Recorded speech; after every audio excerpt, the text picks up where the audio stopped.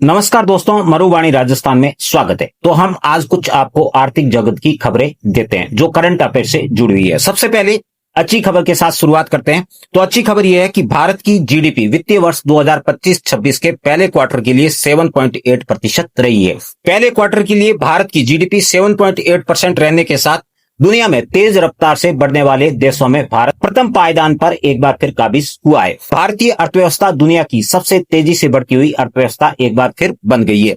इस वक्त अगर चीन की अर्थव्यवस्था, चीन हमारा हमेशा से प्रतिस्पर्धी रहा है और चीन लंबे समय तक भारत से आगे चला है। तो इस समय अगर चीन की जीडीपी को देखा जाए तो चीन की जीडीपी इस समय 5.2% रही है, जो भारत से लगभग 2.6% पीछे है। ट्रंप टैरिफ को लेकर हाल ही में चर्चा में आए अमेरिका की बात की जाए तो अमेरिका की जीडीपी इस वक्त 3% के आसपास रही है। वहीं हमारे पर लंबे समय तक राज करने वाले ब्रिटेन की बात की जाए तो ब्रिटेन की जीडीपी 1.2% रही है। वहीं जर्मनी की बात करें तो 0.2% रही है। ऐसे में भारत तेजी से बढ़ती हुई सबसे बड़ी अर्थव्यवस्था बनकर एक बार फिर उभरा है। भारत सरकार ने हाल ही में यानी 29 अगस्त 2025 को भारतीय रिजर्व बैंक के पूर्व गवर्नर उर्जित पटेल को अंतर्राष्ट्रीय मुद्रा कोष में एग्जीक्यूटिव डायरेक्टर नियुक्त किया है। उनका यह कार्यकाल आने वाले 3 साल के लिए बना रहेगा। पटेल भारत के साथ बांग्लादेश, भूटान और श्रीलंका के मामलों की भी देखरेख करेंगे। उनकी नियुक्ति उन 20 एग्जीक्यूटिव डायरेक्टर में से एक के रूप में हुई है जो आईएमएफ के कार्य संचालन में योगदान देते हैं और साथ ही यह तय करते हैं कि आईएमएफ द्वारा जो फंड दिए गए हैं उन फंड का सदुपयोग हो रहा है या नहीं, और किस देश को कितना लोन दिया जाएगा इसका भी रिव्यू इसी समिति द्वारा किया जाता है। उस समिति में उर्जित पटेल को नियुक्त किया गया है। पटेल कृष्णमूर्ति सुब्रमण्यम का स्थान लेंगे, जिनकी सेवाएं भारत सरकार ने अप्रैल 2025 में कार्यकाल समाप्त होने से पहले ही समाप्त कर दी थी। इस वक्त दुनिया भर में ट्रंप टैरिफ चर्चा में है। ट्रंप टैरिफ को लेकर दुनिया भर में खबरें फैली हुई है। खासतौर से भारत की बात की जाए तो भारत में ट्रंप टैरिफ का खौफ साफ झलक रहा है। टूटता हुआ सेंसेक्स और गिरता हुआ रुपये बता रहा है कि ट्रंप टैरिफ का खौफ तो भारतीय बाजार में है। हम भले ही इसे नकार दे, लेकिन नकारने के बावजूद भी खौफ तो स्पष्ट दिख रहा है। हालांकि अमेरिका से आई यह खबर ट्रंप टैरिफ के लिए खौफनाक हो सकती है और भारतीय बाजार के लिए एक सुनहरा अवसर भी हो सकती है। भारत में फैला हुआ खौफ भी मिटने में कुछ असर दिख सकता है। अमेरिकी अपीलीय न्यायालय ने ट्रंप द्वारा लिए गए डिसीजन को अवैध बताया है। 29 अगस्त 2025 को अपीलीय अदालत ने 7-4 मत से निर्णय सुनाया कि ट्रंप द्वारा लगाए गए अधिकांश टैरिफ अवैध है, क्योंकि आईईईपीए में इस तरह का अधिकार स्पष्ट रूप से राष्ट्रपति को नहीं दिया गया है।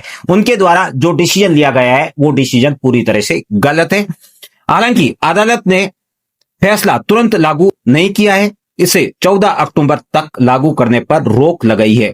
14 अक्टूबर को तय किया जाएगा कि अदालत द्वारा जो फैसला सुनाया गया है उसे लागू किया जाए या नहीं।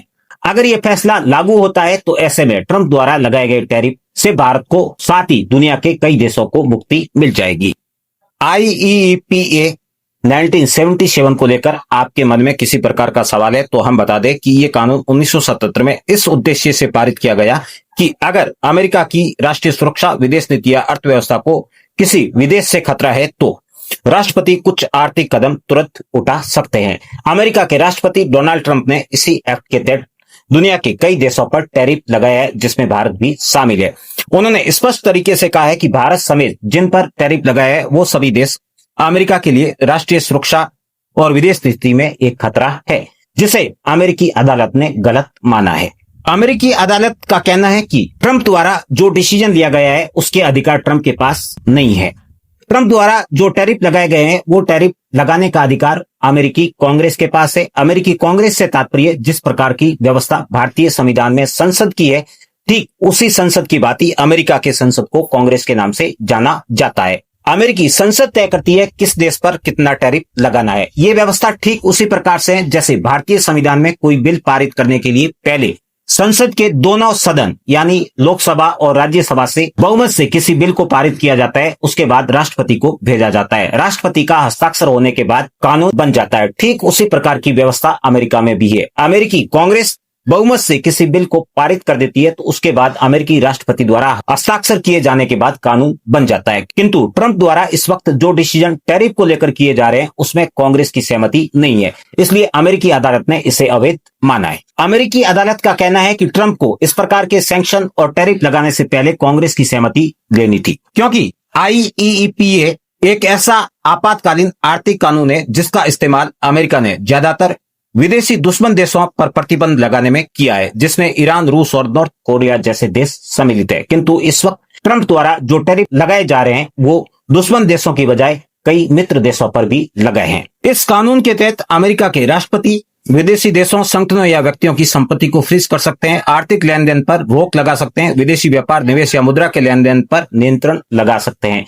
किंतु यह सब करने से पहले कांग्रेस की सहमति लेना जरूरी होता है। बिना कांग्रेस की सहमति से यह अवैध होता है। इसी को लेकर यह डिसीजन दिया है। हालांकि 14 सितंबर को स्पष्ट हो जाएगा कि ट्रंप के टैरिफ को अवैध घोषित किया जाएगा या फिर आगे लागू कर दिया जाएगा। किंतु ट्रंप के टैरिफ को लेकर अमेरिका में भी अलग अलग रुख देखे जा रहे हैं। अमेरिकी अर्थशास्त्री रिचर्ड वॉल्फ के अनुसार अमेरिका भारत पर सख्त रुख अपनाकर अपने ही हितों को नुकसान पहुंचा रहा है।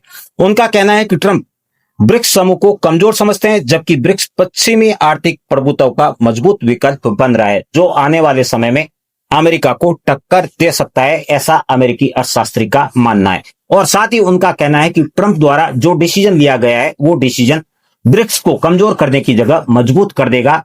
वैसे में दुनिया के लिए अमेरिका के स्थान पर ब्रिक्स एक विकल्प बन सकता है।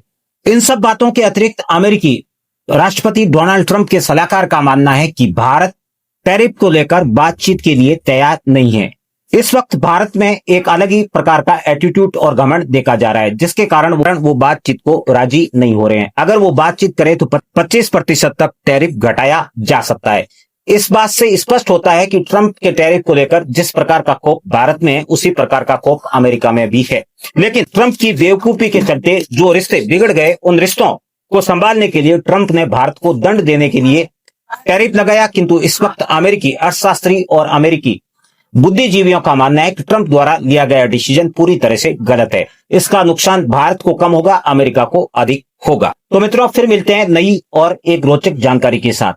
फिलहाल दीजिए इजाजत।